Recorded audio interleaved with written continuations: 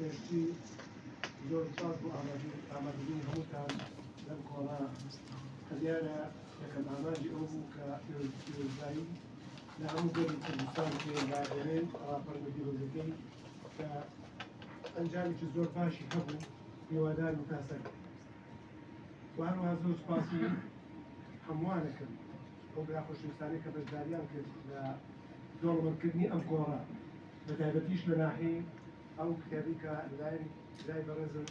کاکوریا شەهاب و نووسراوە و برای بەڕێزم کاک تاریق ئەرچی وردبینی دەقا کوردیەکەی و وەرگێڕانی بۆ زمانی عەرەبی بە شێوەیەکی زۆر جوان و کە تیایدا زۆر زۆر ماندوو سپاسی هەردووچانەکەم بۆ ئەو کارە گرنگی کە ئەنجامیان دابوونە لای ئەوەی کە ئەڵتێڕە بژێ دەستێژاکەم وەسپاسی هەموو ئەو خۆشەویستانەکەن کە بەشداریان کرد بە کۆمەتە جوانەکانیان چی ئەوانەی کە ستایشی ڕۆژ ئێمەیان کرد چی ئەوانەی کۆمەڵ سەحاباس کە ڕەتمەی کرد وە پێشم خۆشە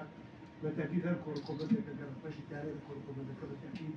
ئەو جوانی نابێت ڕەخنەگرتن معنای ئەوەیە کە تۆ دەوڵەمەندکردی ئەو بابەتەکەی ڕەخنە لەوێ ناتوانین وەڵام دیتەوە شتەیە بە ڕەخنە دوای لە وەڵای مەرحەڵەکەیان زیاتر ڕوو نەبێت ئەوەیە سوپاس کەڵام سەحاباسەکەم وەرخەکانی کردێت بەڵام بۆ ئەوەی کەون کەمش حەزەکەم ڕاستی چەند سوالێک پرسیارێک ئاراستی مام سەحاباس مام سەحاباس سەرگالار بێت و وەڵام دیارە پێشەم شتێکە چۆن ئیدار هەڵسەنجێنی بەچی پێوەری سەرکۆتووی یان بەشێنی هەر ئیدارێک بەچی هەڵسەنجێنی چۆن هەڵسەنجێنی ئەگەر بێت واقع بەشدانە قسەکەی ئەوە توێ سەدێک کەسەر ئیدارێک هەموو ئیمکانە و شوێنەی کار تاریخ باسی کرد هەموو ئیمکانات ێژێر دەسێتی من چەند جارێک باسی مۆزوعەکە کرد خۆم پەنجاوی محافظ لە لەو ڕۆژێک کە دەوڵەتی عێراق دروست کرد ئەو ژمارە پەنجاوی تاحەدام کردم وەختێت و هەموو کەس ئاگادارە پێش من ئەو پەنجا محافظە سەر ئەو کورسیە دانیشتووە بزانم چۆن پارێزگار بوو هاتووە حتا قەڵەمەکە لەسەر مێزەکە بوویدا هیچ پشتێشی کێشەیەکی نەبوو ستافی مۆجودە دایرەکان هەمووی شوکارێکمان دەکەن پێدەویستەکانیش دەستیان هەیە هیچ کێشەیەکیان نییە بجەڕبە ئەو محافظە تازەکە دێ سەلامی داشت چایە قاوەی کە خواتەوە دەکەم جاملێ پێکە هەردوو لایەن هیوای سەرکەوتنی ئەو تیترەکەن لە کارە تازەکەیە بۆ هەموو شتێکشە دەستی بۆ خۆی ئەی بەردا فەقیر بۆ خۆی خۆی چۆنێ و پارێزگاوە کاک عەباسی حەزەکەم جەناب جۆر بەس مساعدم نه ئێستا جوابەکەم دوای ئێوە پارێزگار وەرگێت پارێزگا هەڵێت تووشیشتیانەوە تووشێ هەموو وەزان بەلەدیەشی گەورە و گرا کە کرۆکی ئیداری هەموو شارێکێت شارێک من لە هەموو تاپرس ئەو کەسانی کە ئەو ڕۆژانیان بینی یەک پوشیشتیاما بوو یەک پوشێت بەشێک لە دارەکان سوپێرنا ئەو کانیتر هەموو تاڵان کرد هەموو شۆڕەخۆرەکان لە هەموو پێکاتەکان بەشداریان تیا کرد و شۆڕەخۆری هەموو دام دەستگا حکومەکانیان وێران کرد ئەو ژووری کەژووری پارێزگار لە ڕۆژێکە دامەزرا بوو پارێزگاری تیا حتا ئەو ڕۆژێکە من چوو داوکەم جەناب گاکەڵێ ئاگدار نزیکەوە بێمە حتا ئەو ڕۆژێکم لە پارێزگار دەست و دۆنا بزەندانە جوڵی پارێزگار پێکەوت دایمە ئاگداری وەسعەکە من چیمانە چیوانە ژووری پارێزگار هیچی تیانەماوە ئەوە پاک بکران هەستان من دوو ڕۆژ سێ ڕۆژ لە ژووری شترا دەواڵ کرد هیچ نەبوو هەستانە ناو کورسێشکا و کە ئەمانی کرد هیچ کەڵکی نەماوی دۆزیان و هاوردیان لێوە دایاننا کەس نەتوان سەری دامەش ئەوە بۆ ئەمریشەکان هەستا هەڵچوون مێزێکی خۆم هاو دەکەم کورسێکی خۆمان دایت لەبانی میێوانی شکوی تێمان کردو لە هەموو دنیا ڕوودیان کرد ئەمە سۆحفیە ئەمە میێوانە ئەمانێکە پیرۆزنایەکە لە هەموو شارەکانی کوردستان دەستە دایمان ئەوە بوو یادی بەخێر کاک کەنووسینجاری ئەو کاتە وەزیری داخلی هەرێم لە داریس هەولێر لەگەڵ شەهید هەزار خوێن لە بۆ ڕێژی کارمەندی هاتن لە هەولێر بووە عین بۆ پیرۆزبایی سێراکە وەزعەکە وایە شتیانە بچۆ کەڵامە کرد ئاوا دارکەس ئەوە بڕۆی بۆ ئێوارەکەی مێزێت بوو کورسیە تری لە بۆ ناو دوو کورسی بەردەم مێزەکە لەگەڵ تاقلێ قەنەفی کوردان بۆ ئێوارەکەی بۆ بەیانەکە کافریدون هاترن ئەبخاتە شتۆ کاتی وەزیری داخلی ئیداری سلێمانی ئەوژا دۆچی بەڵام وەزعەکەوە جۆنێ کارکەریمان ئەمەیان بڕیمان جۆڵانی شتاچن داخل کردن ئەوش باقم ناکە تاخیرش بۆ نار ئەگەر بیتان بێت دیتان ئەوەش نسیب بنێتی بەڵام هێشتا بەشی ناکرد دووەکە دیسان کورسێشکاش توانە هەڵچوو قەڵەواڵی جەزو ئێمە بۆ حاڵی ئیداری تنها يكفي استقلت لخزينة الدولة كاملة حتى أو روجيكا في الدرس يعقب توزك لقطعي صار 2004 ميزانية شيء تشغيلي زور كمان حتى أو كاتا أو زنجناي كات كودانير شاهدي حق بوبك أقدر ميزيك وأقدر وهم وأشكا أقدر وزعكم أو شايك أما خوار دو بموالكات دامنا لجبر خوما تمام الحمد لله فارزة بني وسع برداش إمكانات شبه مخابصة إدارة ما تم حاضرة تو أجيبت براو يعني إدارة فصل يعني أجيب إدارة فاشل برنامج هو أجيب بس مشتركة بس أوكي شيء إمكانات يجي بس شو بس بكرة عجبها في حقوق فارق ناجي تصيابة كده دوس كدي بروجكت كانوا تيدانا أمريكا يا كسر كانوا تسر أوي هل أول ما هو نازل شيء كان سمو حكم حالة سكروز إدارة وخجناب يعني كسر بحث كده كان محمد بن جمعته بحث كده تو أجر بيتو موش بيت دست مهندس كموقع كاتور خيرتك الموقع يعني بناء سلام كأرزنية أجا أرزش صابي هيك السنة بزور أصلا تقول كتو خرابي جديد شو كخرابك يديته أبي أو بناء كرسل أو أرزها لفش هذا مرخي في الريبدي أما هم جوديه هم ما فني لا تزيد إن جاء أبي بيك تسأل دس كيف لا بتسأل دس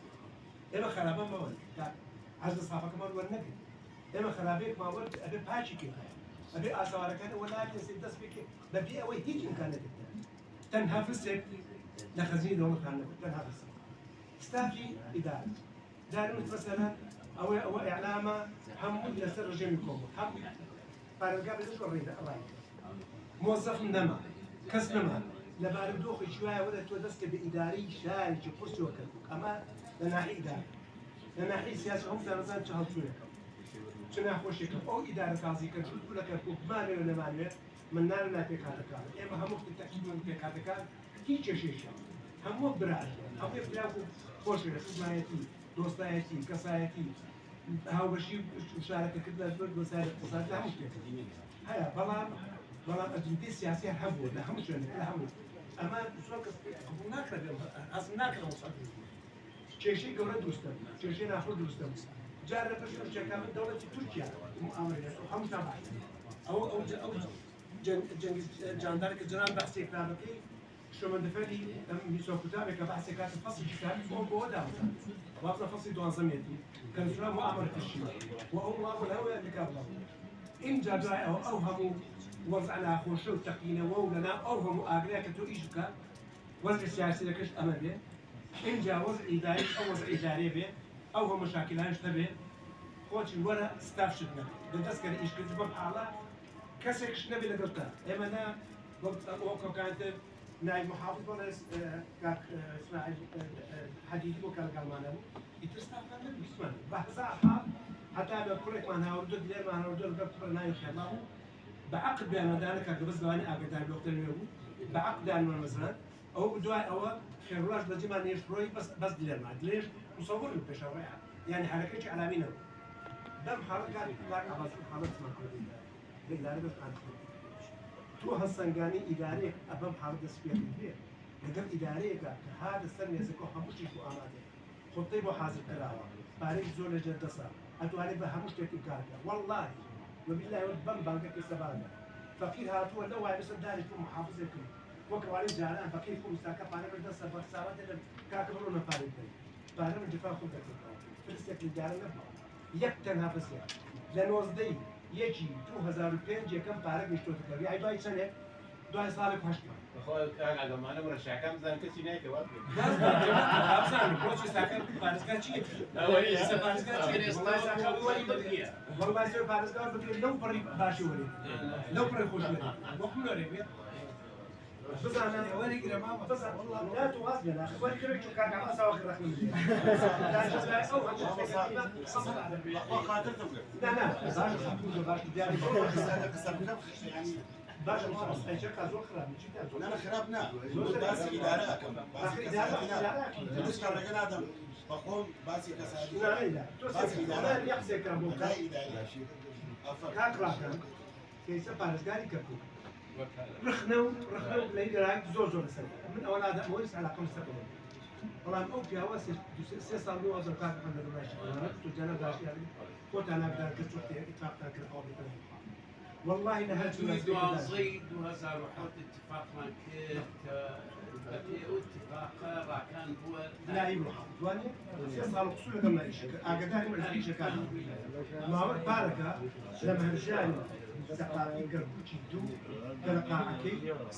شفت رياض الشباب كثير انجامنا لا بس بشتغل وزاره الثقافه لا كايدا من دعوات كلام روش خرابات وقلت تتاخر روش تنجي كلام هو بيصير طيب بس خلاص وجهك كل من ترك ما راكان اليوم في لا استاذ عبد الرحمن هذا تقول المكان المهم وجه وتعرف خير شيء ما جاك بقول كلمه بخير كلمه بخير كلام محافظ استاكل كي يخش كابي هم شكاب وخير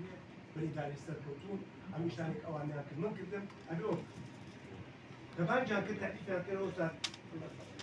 توفيق لنا حاضر وكان الآن كلمة السيد محافظ وزارة كان جيبولي مهندس إعمار شرقي خلي تفرج شو صار مسح كذا شيء دعاء ترحيبي بهم ممكن ترحيب اجتهادي ممكن بالنسبة أما فيما يتعلق بكون مهندس إعمار كركوك فأنا لست مهندس إعمار كركوك وإنما أنا الطالب لدى مهندس إعمار كركوك الأول الذي أسس وزرع البذرة الأولى لتطوير إعمار كركوك ألا هو أستاذنا الأستاذ عبد الرحمن مصطفى مهندس إعمار كركوك الأول الذي أسس وزرع البذرة الأولى لتطوير وإعمار كركوك أما جاء استاكل السرقة السلطية في خوشك عم خب أنا متوكل بالترجمة بمشي بحثي لك شو أقدر لازوش نش بحثي لازوش أقشان من ديم أنا بدأ هو من بروح على إدارة مركز بلا بس تك القوم عليها وكيف لكن بلادان الأنجمني فارسجا كفش كان تشوفوا بلا بس كان زورها وكان حقيقة لا تسمع فكرة بقوم عليها كل تسمع كل شيء هاول ما عندها بهم شيء اما ايش كرواني كتشي بو كوريا لا ما جي 2004 مش 2004 يعني كيف وانا شو تا كوريا كوريا لرئيس الجمهورية ودايش من لقنا حتى قدك بتوكينكس هول ايش زور ما داو الدنيا ما دام هيت مانية لكن هل كمان اقسام كردو باس يوم قيادة كمان اما في اسمها بتاني شركات تاندي بو كركوك ايشا كاخير باشا كركوكينيا مرحلة يكني اي كركوكي ديشتيلا يكتب إيوه كتوتاله إن شاء الله مرة حكاية إيوه هاي إتر زور ما نقولك الدواء شيء كباب يعمل تمام يعني كيف ما هي كوشك ما هي أملا أو لا أملا لا آخر روش كهاتي نوا لو تيو داش تشاوري ما نكر هاتن خبر أبو ما نهاود رسالة شو لا أمانة نسأل دعوة كاريتو أمانة إما مساعدة فوق التمشي سي سيارة دا بنتي كابيسي خون هالجر دا صاروخي أم صاروخي بو مزاري دا تانكري أو شش بالدوزة دو حفارة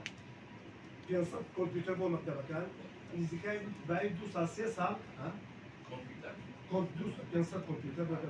دو باي دو سال سي سال درمان داك كان أفضل دو سال نوز يعتبروا رجل دكتور صباح حد ولا دكتور مام صباح حتى ساكن درمان كان كوريا كاتين أهو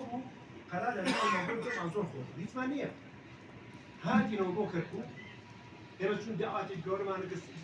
زيارة قوي زيتون ما كان عصبت ذكركو هاتوا بوكركو كم يشكان لي أنا شفت زيتون ولو من دعوانا برتك برابي أم الله قصانك وقتك زيارة كده بدنا قصانك قوي زيتون توجيه خلابو هولي أمان اتصالات يعني ما كان أنا بيجي شو أو بيجي عم كش بسفاري كوري لبعض كشتيات أو إنهم بسوريا ده شو مدير لحاجة أول كان يقول ده أنا سنة كش ليها هيك وقت إن من بالدوام كل حفتك إن لك بو أو مساعدة موجود جورنا دو أيوكا بستنابون بيان كذا كلام سمكر لا وكالي ينهافي كوري بس مش توام زوركو اشتيش أطلاق تنها بالفرسي عراقي كسر خشي ما كل وشيت كدني أو يعني كدني أو كان من دي أمانة سفارة بس محافظي كربوز دو فيز بانك وطارنا فيز بانك سكت أمنا ولا روجي هات بلاني سفارة بكي أو ما حقي له بوجوش وتكنا هاد بكر بلا النتيجة حاحيتو أو ما نهاو حتى أمنع زيش وحموش تام أتوامرون أو كركوك حتى أمنع زيش أو ساراني إستاكا كركوك خصمتك وكركوك وزاركاني فاكاتوها أو رجل كرجي إيما وزاري جيرا وزاري هاد أو كوريك سافرت في ما وصل أو سيارة ديوة أو يشكلوا دستاريك جناب حتى إستاكا أو دستارية صاروا فيه أو دسياري ساكن كركوك حتى أمنع زيش يك سياريش تنعتو او نبوتها هر او ده كمخطط يمو كركوكاتنا هي هيج كيشك لمجالس لها حتى استاكش برو استاكا او دسارك تنكر كان ايش اني شكا اهمو اني كانوا ايش شكا انا ايش اقول دسكوت كان اما كا بوكر كوك هاو انا شو من ابرسم عليه مسألة بترودولار مسألة تاريخية كم جانش للتار أما قولتون دسكوت لبوكر أي إداري ناجي شون من الناس من أبرسم عليه لدوال 2003 وأنا بيش روش لدوال 2003 حتى كانت أمن حسيت يك بدوال من دكتور نزبين نها دوايسا كاكرا كان كان بنا بيت قالوا بارك كتر في بوكر بالتنمية قليل بترودولار كش بين أبندي هم تانسان هم تشايدين باقي جنبيهم لبغداد وبجودي خويا لخارجي امانه خارجي بترودولار تنميه قالت لبروجيت لبغداد هاوردو فرز يكون زاد وزاره كان بي من شي هاو بس قال بشري شش صار والله شش صدق خاصه كاخر لحظه كتيجي لابو ياكل انت بتولتي في كيسا كسرج كمان ودور سباس باسكل في على الدين ولا يا متي ما يزود داك وزيرو والله خبرنا الجمل وزيران بزقتي ام وزقتي ام لا موافقتي على السيد كنا يا بو وزارتي تخطيط رفض كسان علي بابان وزارة تخطيط كل شخص كفية بابان كفية رفض هو ولا تكينو كي تازل حتى هو تكنيك جورة تازل كلا مش هم بيسروج يكو تتردوا كم انجام دار هاد بو كرفو كتكينو كو خرج الزهر هاد اخر كسب برز دكتور علي بابا مو شو اللي انا معي ناد ما بابا شو بلا حاصل حتى كتصدق انا كبن شو يقصد قلت مع الوزير لاحظ شافوا ما كنت داير دايره قلت ما دفتها مو بعد سمعت قلت هيك قلت ايش شكل دول قلت والله لا قادره يعني هذا كركوك ناكل كل ازليا على بعض قلت احنا اهالي كركوك من هالنار من هالنفط كركوك ما استفادنا من النار والدخان بعد انه دي اثر على بيئه كركوك والتلفزيون كنت مستهين كنت على هذا ما يطالب منكم شيء كبير كنت مستوى لا كنت تدرك ولا مضمون جدا بس كان مع المنتخب رابط السد الخاصه سبب يتذكروا تقصير التأثير كان يستطيع زمان والحاصل تفاصيل كذور وقلت لهم تو بيعني هل دوكمانتيني هذه خاصه اجل قتل اي كاو كتبيه يبقى اي خاصه اي بارانو كوكل ايش معلومه يا مان انا جيت اقول لك دي هو حاصل كنتم دوام جنابك الكل خرج كركوكي خرج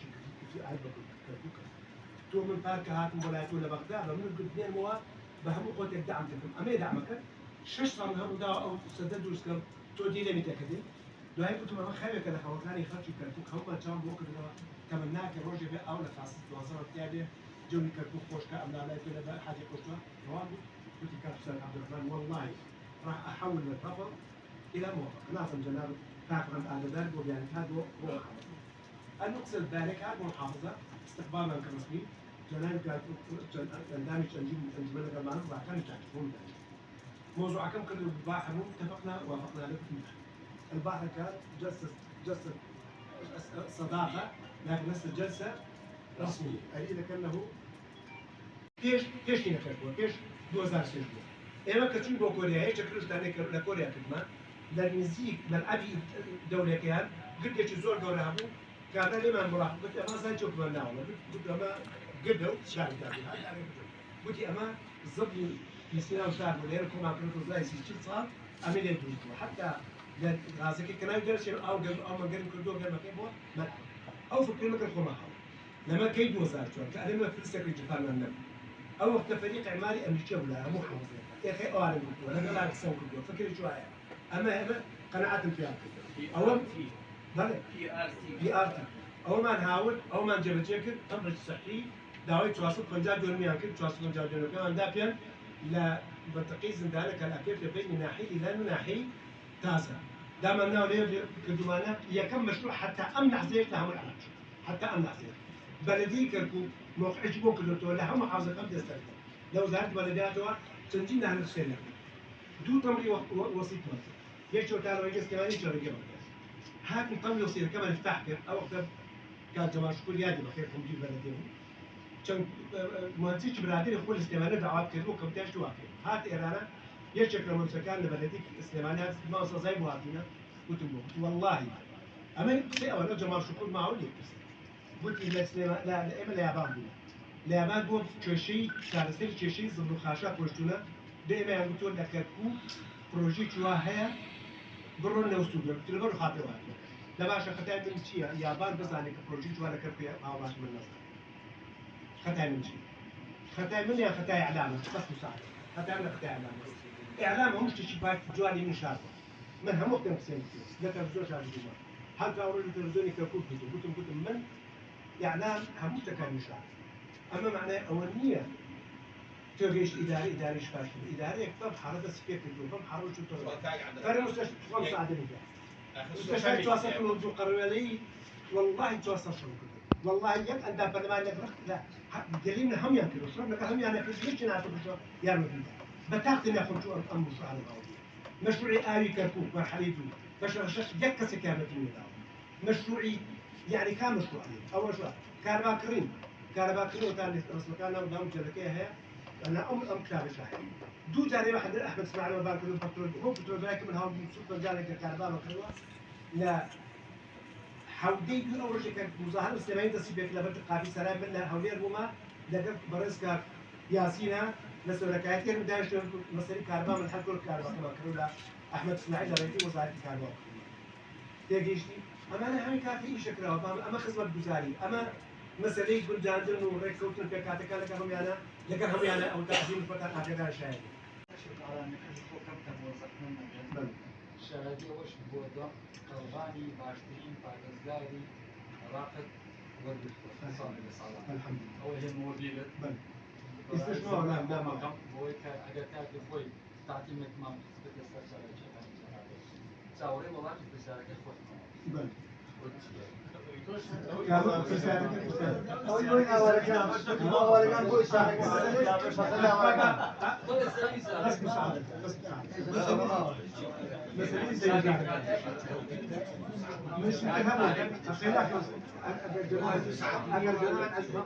لا والله نعمل هكذا جهازك هم مساعد بس خوش بتشوف الراجل هو بلسانه شنو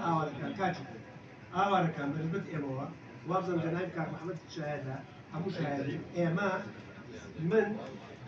كسب نما على بغداد تشوف جاني كورين باب ورد حتى الرجل اللي اسمه حافظة كدانش تبين أنا اقترحت كفاش لازم كان محمد بير موالين شو كليانا كده آوارك شو كاش من قابلنا موالين دم بويك عاش توزيعك بس آواري حتى إيما أجمع توزيعك كسب تبرناي آوار ناتور